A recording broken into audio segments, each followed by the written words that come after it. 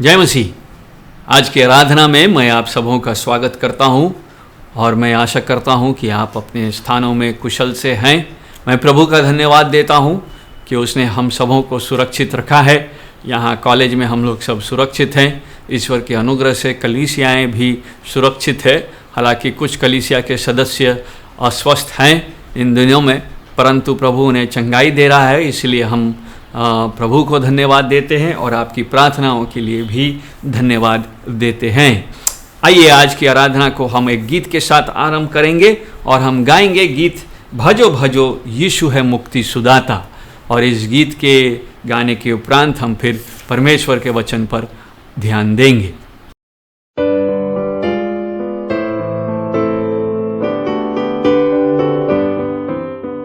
भजो यीशु नाथ मुक्ति सुदाता, गाओ लोगो उसके सब गुण प्रचार। धन हो स्वर्ग में पुकारते हैं दूतगण, उसके नाम की तू भी स्तुति कर हर बार। भेड़ पाल होकर भेड़ों को त्राण वो देता, गोद में लेता बच्चों को साथ दुला।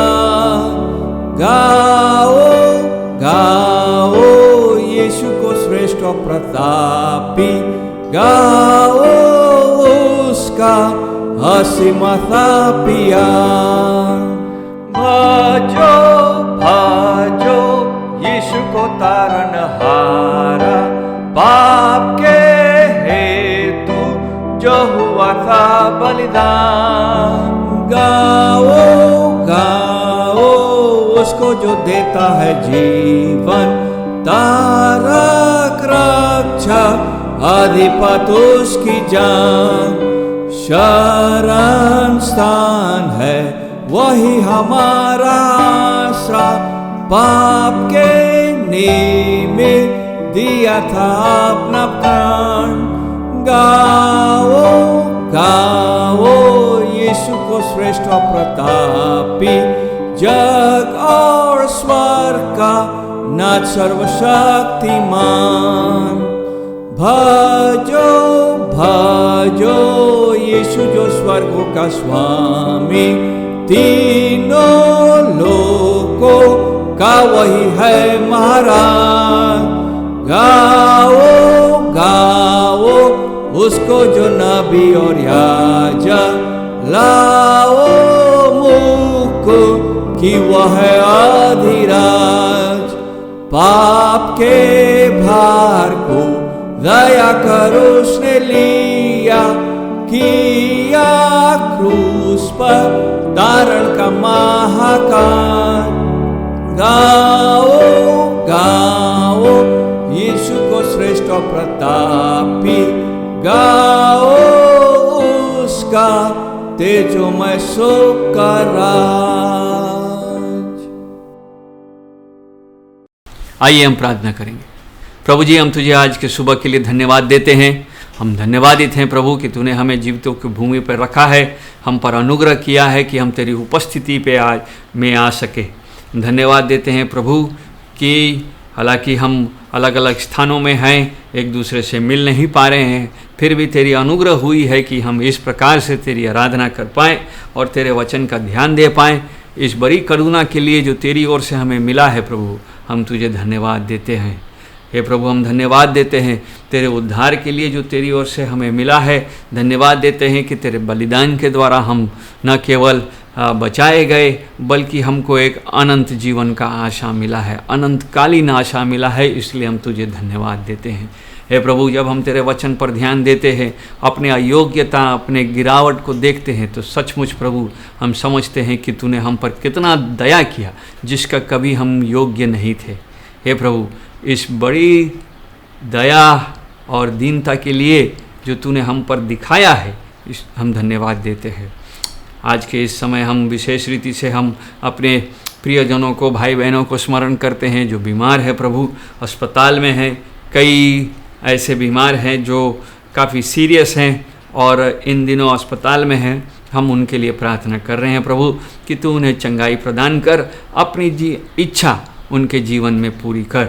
हे प्रभु, जो घरों में बीमार है इन दिनों में और रिकवरी हो रहा है, कमज़ोर हैं, थकावट महसूस कर रहे हैं, उन सब को अपना चंगाई दे हे प्रभु, ताकि चंगाई के होने के द्वारा वे तेरे गवाह हो सके, तेरी गवाही दे सके और तेरा नाम उससे ऊंचा उठाया जा सके। प्रभु, ऐसा तू अनुग्रह कर।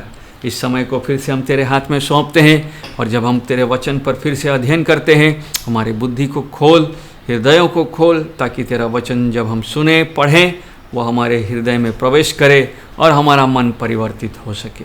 सारी आदर और महिमा तुझको देते हैं प्रभु, यीशु मसीह के नाम से मांगते हैं, आमीन।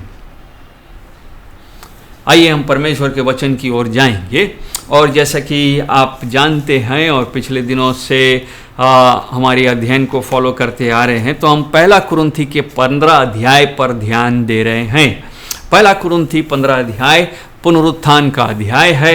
हम इसके हर एक पद को देखते आए हैं और हमने देखा है कि पौलुस किस प्रकार से कुरिन्थ की कलीसिया को उनके पुनरुत्थान के ऊपर जो शंका है उसको दूर करने की चेष्टा कर रहा है और वो इस शक को, उनकी अविश्वास को दूर करने के लिए कई प्रकार से समझाने की कोशिश की है।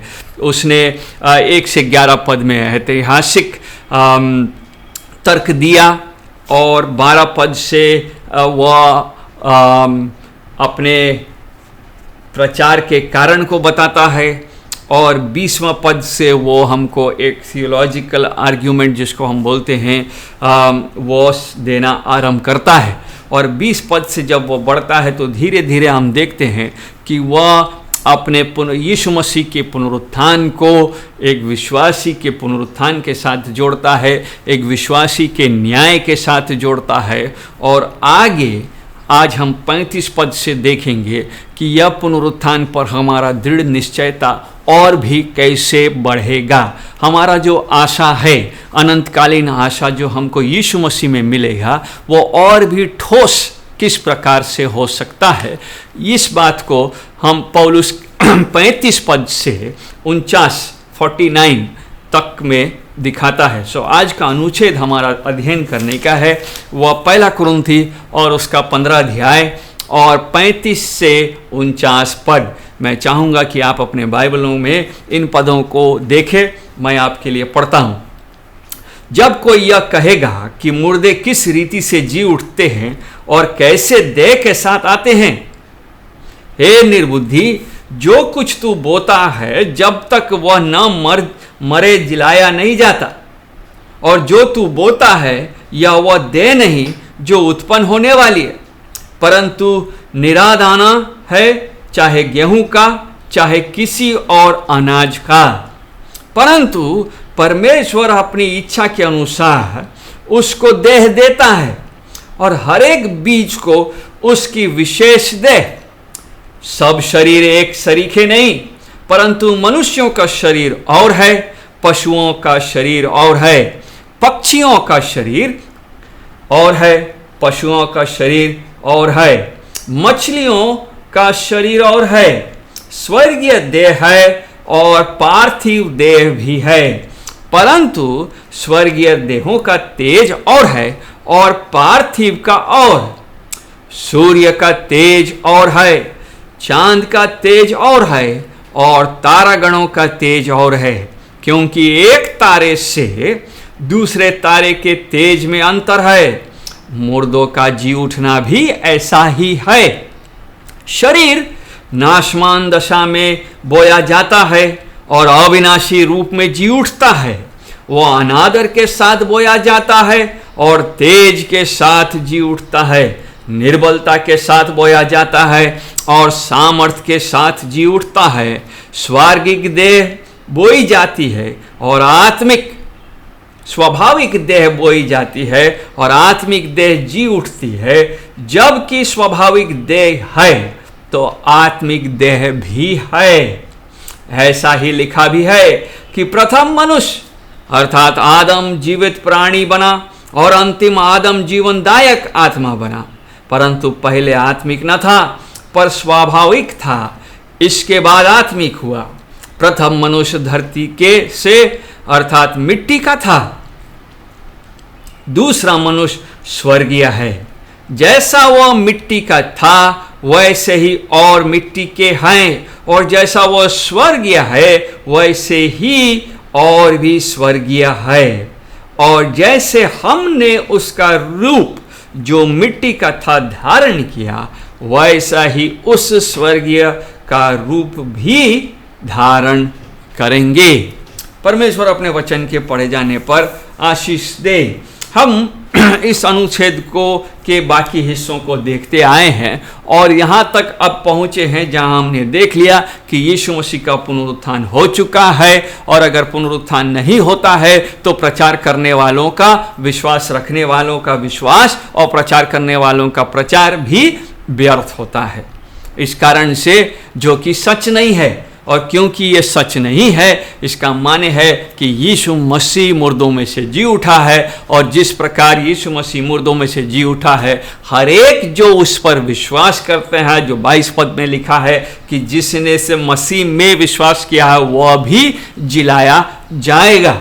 और इस जिलाने के साथ साथ यीशु मसीह का आगमन भी है और यीशु मसीह का न्याय भी होना है, जिसको हम पिछली बार 29 पद में पढ़े थे और उससे आगे भी माफ़ कीजिएगा 20 पद से नीचे पढ़े थे ना। जब हम 29 पद से आगे जाते हैं तो वहाँ देखते हैं कि कैसे जो लोग इस बात पर विश्वास करते हैं कि यीशु मसीह पुनरुत्थित हुआ है और हम भी पुनरुत्थित होंगे, वे उनका गवाही कैसे दूसरों के लिए प्रभावशाली गवाही बना है, इतना कि दूसरे उनके गवाहियों को सुन करके मसीह पर विश्वास करने के लिए आगे आए हैं। हालांकि ये विश्वासी अब जीवित नहीं हैं, परंतु पौलुस कह रहा है 29 और 30 पद में कि इनका विश्वास और इनका गवाही इस नए विश्वासियों के लिए गवाही का कारण बना है और उनको विश्वास में आगे ठेलने का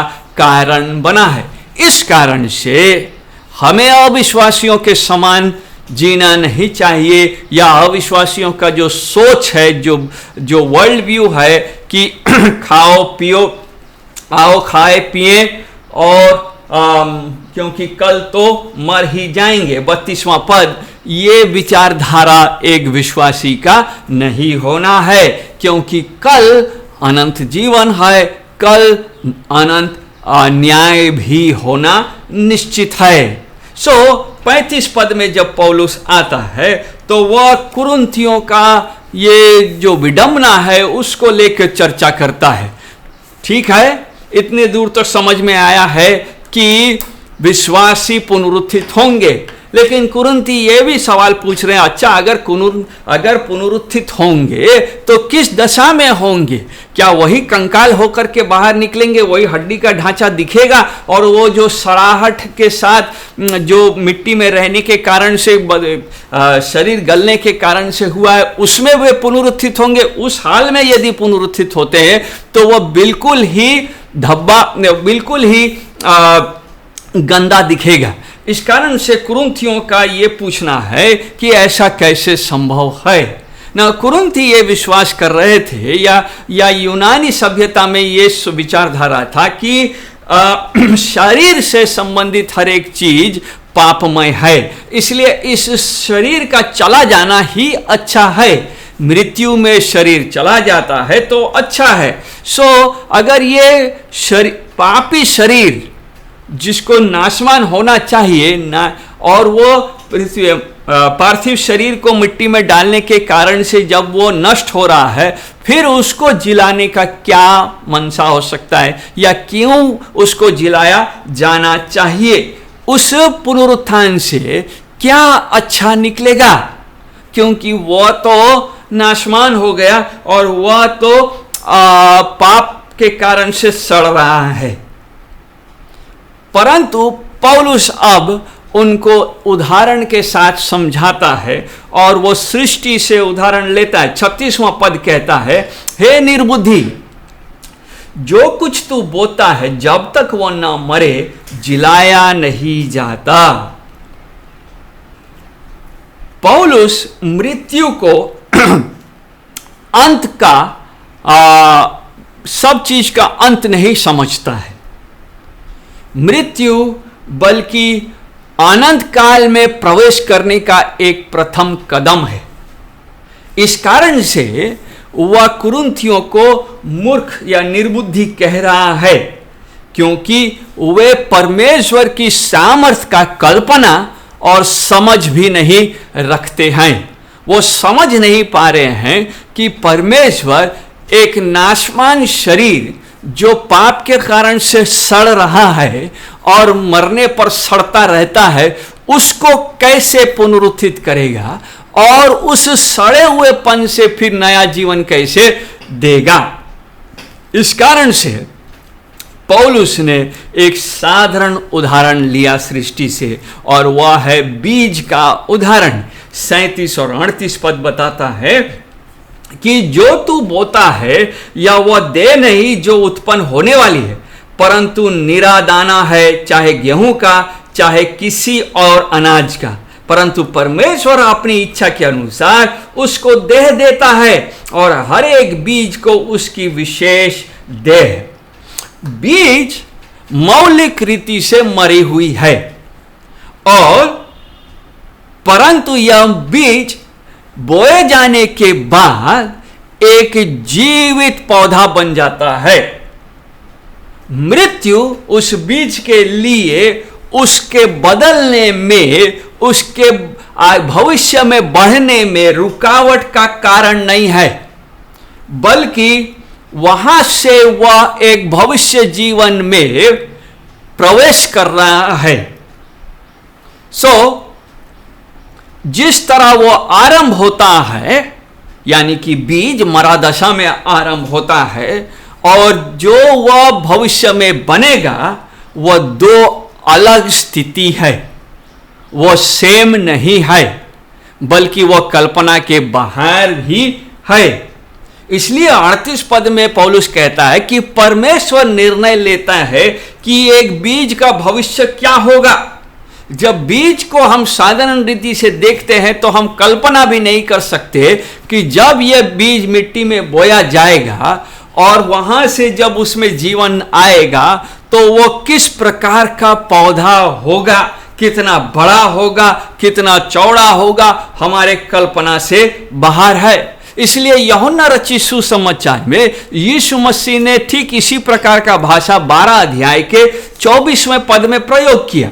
यूहन्ना उसका 12 अध्याय और उसका 24वें पद में माफ कीजिएगा, यूहन्ना यीशु मसीह कह रहा है 24वें पद में कि मैं तुमसे सच सच कहता हूं कि जब तक गेहूं का दाना भूमि में पड़कर मर नहीं जाता वह अकेला रहता है, परंतु जब मर जाता है तो बहुत फल लाता है। हम तो जानते हैं, हम किसान लोग जानते हैं कि जब हम बीज बोते हैं वो बीज एक दाना गिरता है, परंतु उसमें जब पौधा बनता है और जब फल बनने का समय निकलता है तो बहुत फल एक ही बीज के कारण से निकलता है। ठीक उसी प्रकार तो परमेश्वर यहाँ पर, जैसा कि हम देख रहे हैं कि परमेश्वर तय करता है कि हर एक बीज किस प्रकार का पौधा बनेगा, किस प्रकार का वृक्ष बनेगा, और परमेश्वर अपनी क्षमता में इस मरे बीज को जिला करके उसमें जान डालता है। इस कारण से यह हमारे समझ के लिए और हमारे जीवन के साथ गहरा संबंध रखता है। जैसे यीशु मसीह के मरने से बहुत से फल जो उस पर विश्वास करते हैं, जैसे विश्वासी वो फलवंत हो पाते हैं, वह उदाहरण हमको इस बीज के उदाहरण से समझ में आता है।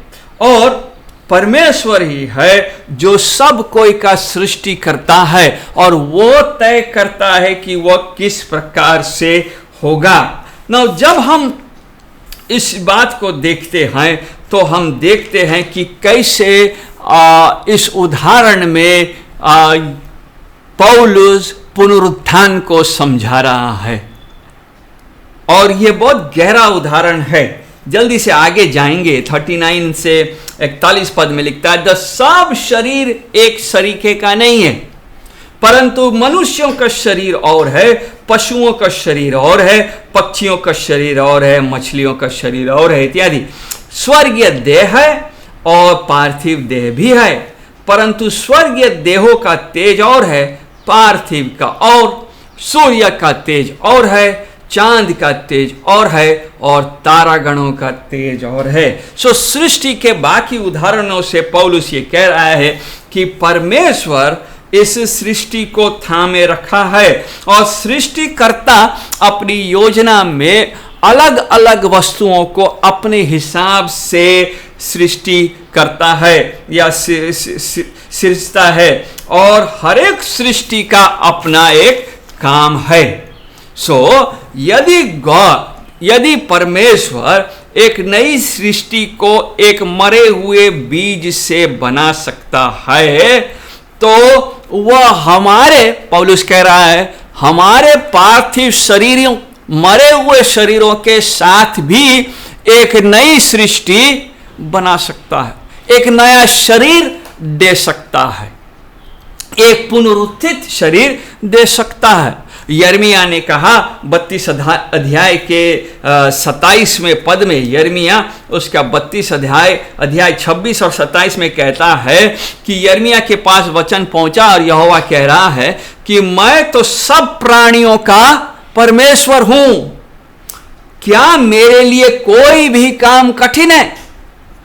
पौलुस इस सिद्धांत को बीज के उदाहरण से और बाकी सृष्टि के उदाहरणों से, उनके ज्योतियों से, चाहे सूर्य के हो, चाहे चांद के हो, चाहे तारागणों का, चाहे वो सारा चीज ये बताता है कि परमेश्वर सार्वभौमिक है और अपनी सृष्टि को वो जिस तरीके से सृजना चाहता है, उसकी सृष्टि करनी चाहता है, वो कर सकता है।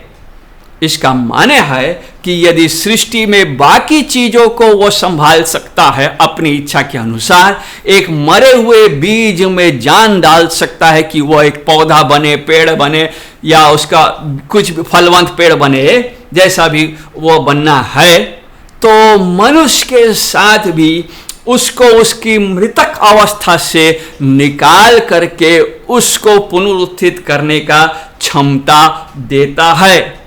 पौलुस कह रहा है कुरिन्थियों से, इस बात में फंसे मत रहो कि यह कैसे होगा, परंतु यह जानो कि परमेश्वर में सामर्थ है।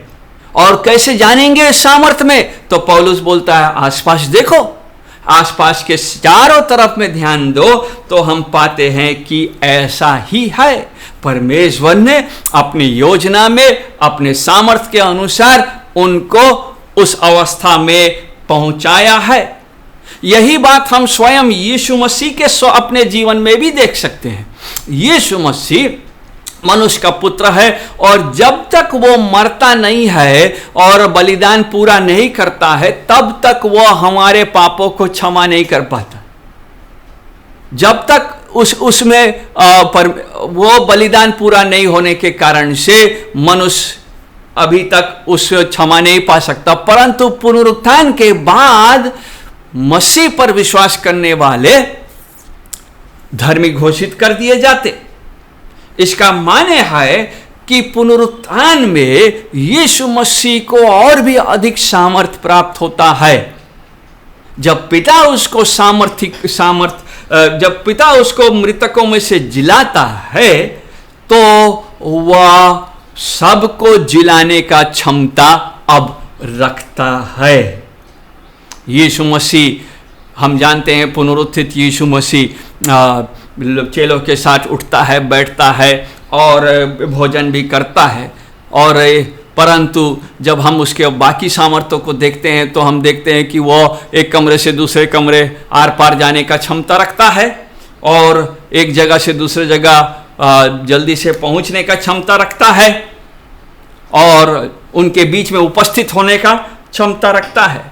इसका माने है कि पुनरुत्थान में उसका जो नॉर्मल, जो पहले वो जैसा था, अब उससे वो बढ़ गया, उसके पास और भी ताकत और सामर्थ आई है।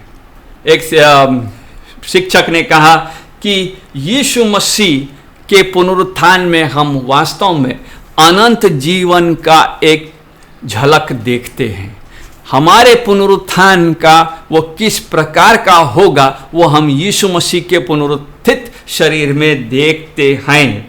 और पुनरुत्थान, जब यीशु मसीह पुनरुत्थित यीशु मसीह मनुष्यों के साथ है तो वह पार्थिव शरीर के बीच में, यानी कि मरने वाले मनुष्यों के बीच में हमको पुनरुत्थान का और अनंत जीवन वाला जो शरीर हम पाएंगे उसका एक झलक देखने को देता है।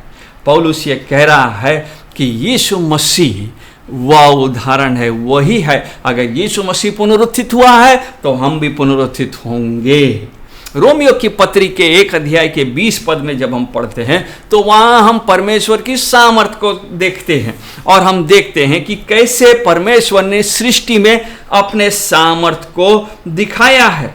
पौलुस यहाँ पर उसी भाषा को आगे ले जाते हुए कहता है कि इस सृष्टि में 40 पद और 41 पद में भी हम परमेश्वर के सामर्थ को देखते हैं और जिस तरह वह सृष्टि में सामर्थी है उसी तरह यीशु मसीह के पुनरुत्थान से हम उसके सामर्थ को देख सकते हैं और उसी के कारण से वही हमारी आशा बन जाती है। अगर बीज जो मरा हुआ है वह उसमें जान आ सकता है और वह पौधा बन सकता है, तो हम जो उस पर विश्वास करते हैं उसके अनुग्रह के कारण से हमको भी पुनरुत्थान मिलेगा, हमको भी यही आशा मिलता है और यही आशा हमारा दृढ़ता का कारण भी बनता है।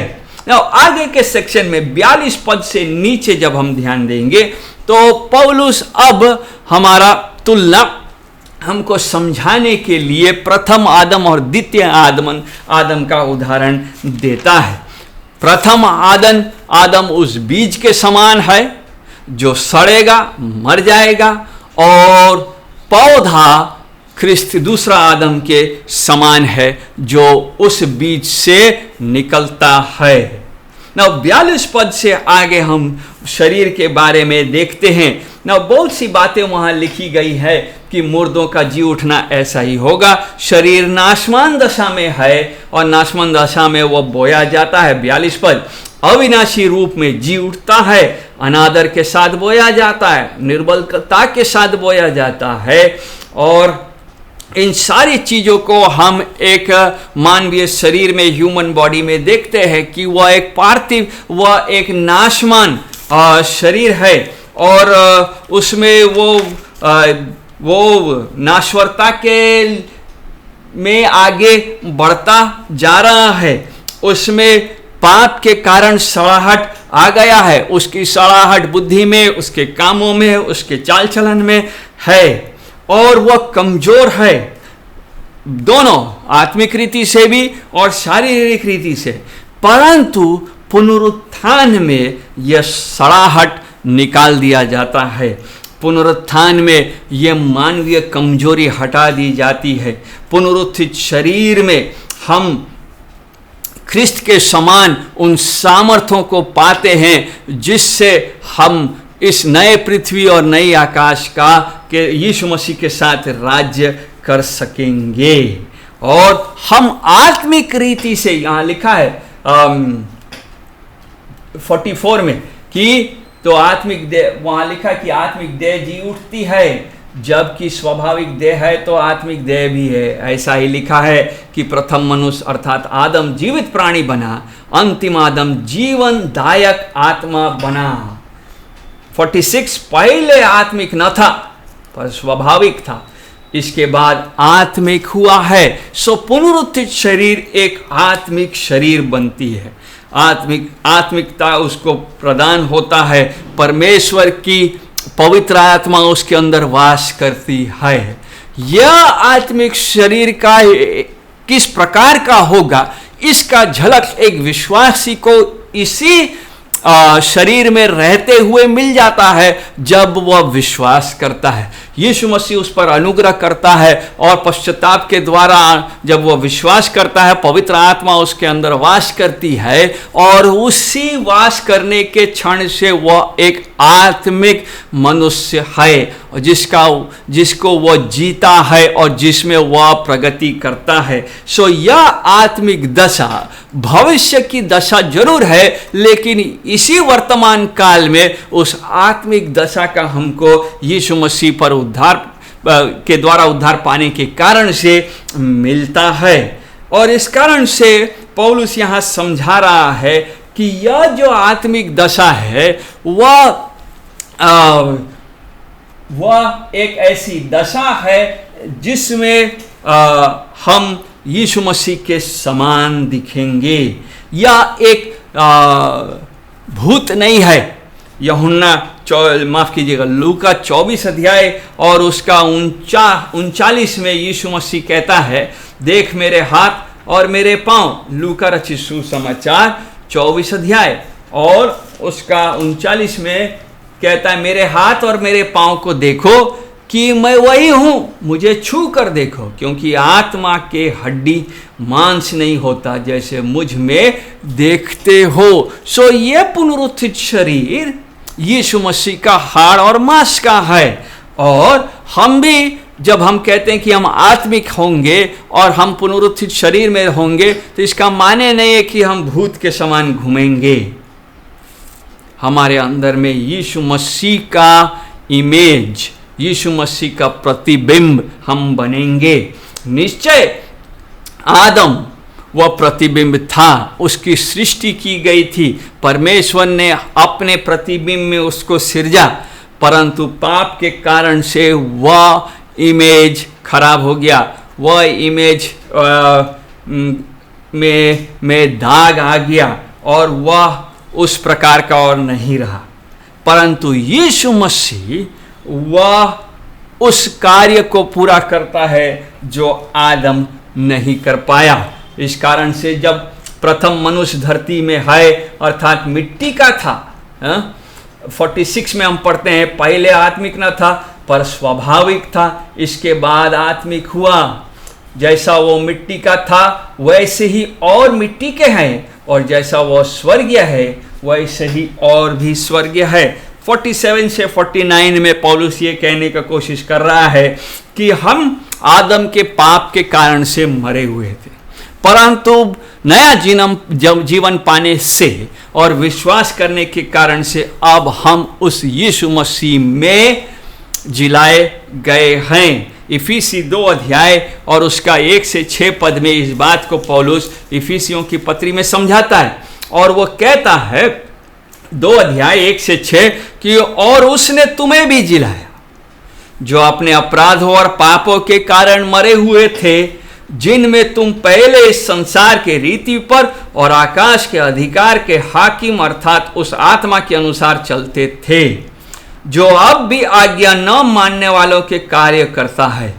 इनमें हम भी सब के सब पहले अपने शरीर की लालसाओं के दिन बिताते थे और शरीर और मन की मनसाएं पूरी करते थे, और लोगों के समान स्वभाव ही से क्रोध के संतान थे।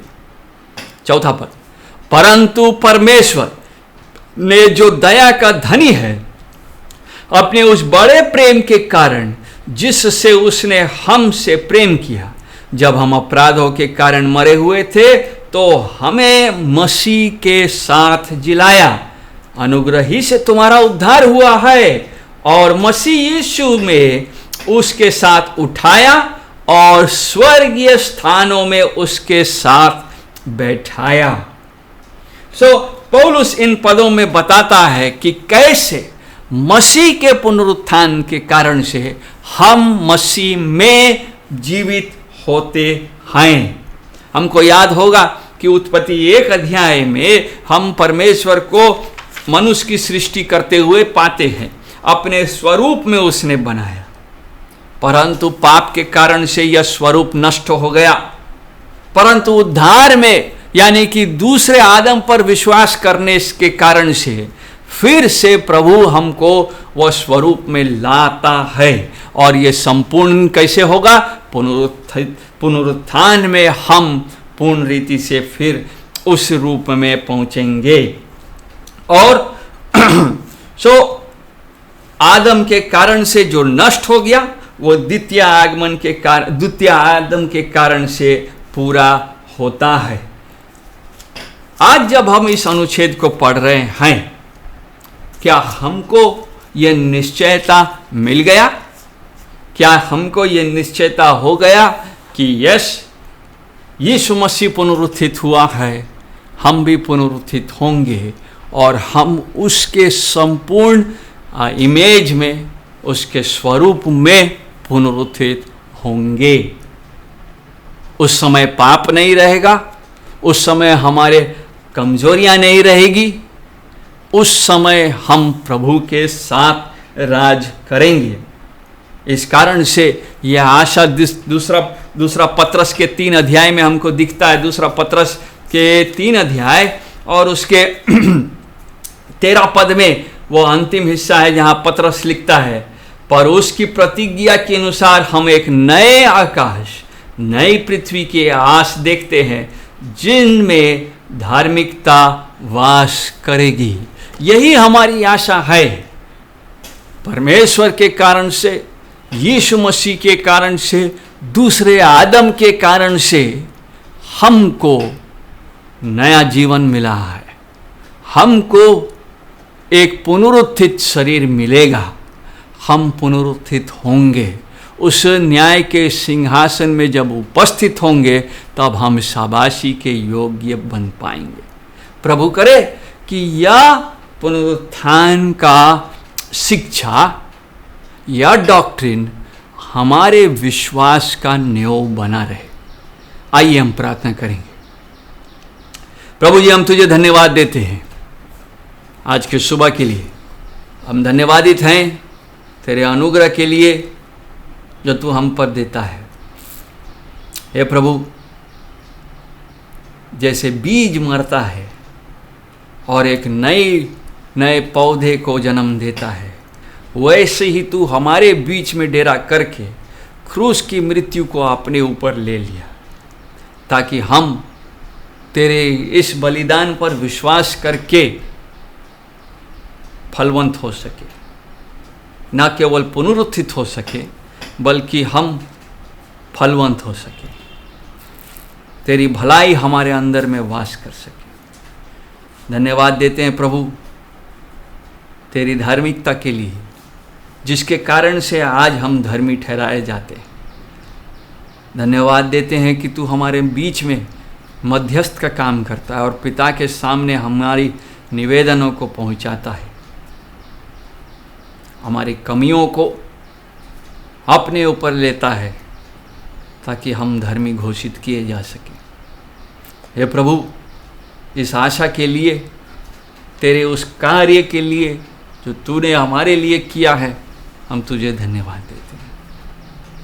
और होने दे प्रभु, इस जीवन में जब तक हम जीवित हैं, हम उस अनंतकालीन जीवन का गवाही देते रह पाए। यीशु मसीह के नाम से मांगते हैं, आमीन। आप सबों को जय मसीह।